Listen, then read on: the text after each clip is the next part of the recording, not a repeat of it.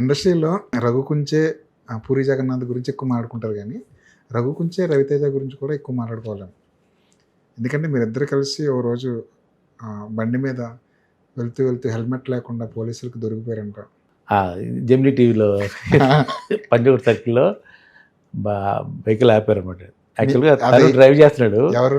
Raviteja drive చేస్తుంటే నేను వెనకాల హెల్మెట్ పెట్టుకుని నేను వెనక కూర్చున్నా, ఎందుకంటే నన్ను ఎవరు గుర్తుపట్టకూడదని. అప్పుడు మీరు జెమినీలో కొంచెం ఇదిగా ఉన్నాడు, పోలీస్ ఆపాడు అనమాట. ఆపి హెల్మెట్ ఏదని చెప్పాడు.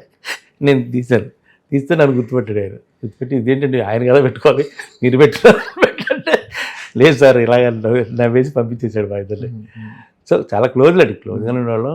ఇప్పటికే కలిస్తే ఎరా అని అంటాడు తను కూడా, అంత క్లోజ్ అదేం లేదు. కానీ అంటే ప్రొఫెషనల్గా మనం కంటిన్యూ అయ్యి ఉండొచ్చు కదంటే అది చెప్పలేదు, ఎవరి ప్రయారిటీస్ వాళ్ళకు ఉంటాయి. అది కలిసి పని చేయాలని రూల్ ఏం లేదు. అది